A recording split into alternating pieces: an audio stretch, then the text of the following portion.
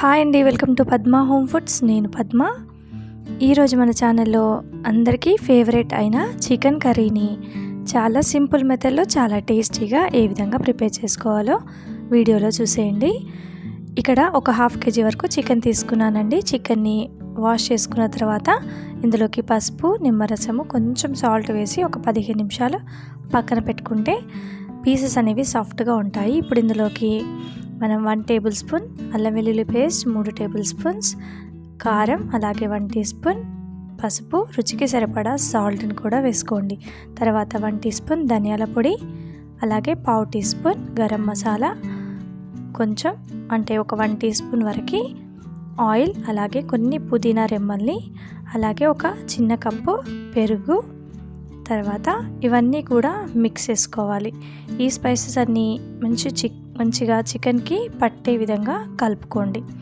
ఈ విధంగా కలుపుకున్న ఈ చికెన్ని ఒక అరగంట పాటు మ్యారినేట్ చేసుకోవాలి, అంటే నానబెట్టుకోవాలి.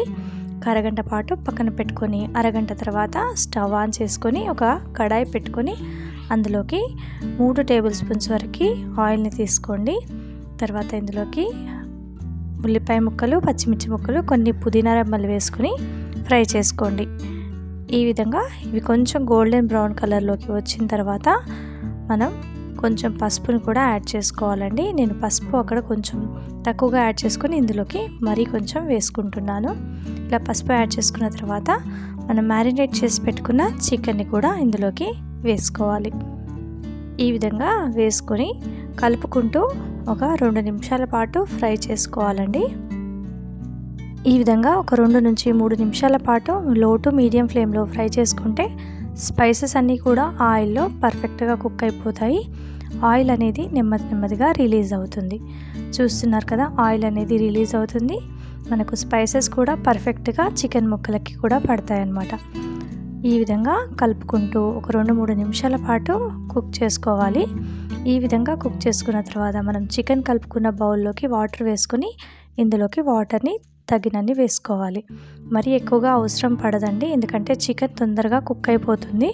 ఈ విధంగా వాటర్ వేసుకొని మిక్స్ చేసుకొని మూత పెట్టుకొని ఒక 5 నిమిషాల పాటు మీడియం ఫ్లేమ్లో కుక్ చేసుకోవాలి. చూడండి, ఇక్కడ మీడియం ఫ్లేమ్లో కుక్ చేసుకున్నాం కదా, మధ్యలో మూత తీసి కలుపుకుంటూ మళ్ళీ మూత పెట్టేసి కుక్ చేసుకోవాలి. సూప్ అనేది కొంచెం దగ్గర పడే వరకు, అంటే మనకి ముక్క అనేది పర్ఫెక్ట్గా ఉడికి సూప్ కొంచెం దగ్గర పడేంత వరకు ఉడికించుకోవాలి. తర్వాత ఇందులోకి సన్నగా తరిగిన కొత్తిమీరని వేసుకొని మరొకసారి కలయబెట్టుకొని మనం ఒకసారి సూప్ని చెక్ చేసుకోండి. సూప్ అనేది పర్ఫెక్ట్గా సరిపోయింది. ఇప్పుడు స్టవ్ ఆఫ్ చేసి మూత పెట్టుకొని కాసేపు అయ్యాక మరొక బౌల్లోకి ట్రాన్స్ఫర్ చేసుకున్నామంటే ఎంతో టేస్టీ యమ్మీ చికెన్ కర్రీ రెడీ అయిపోయిందండి.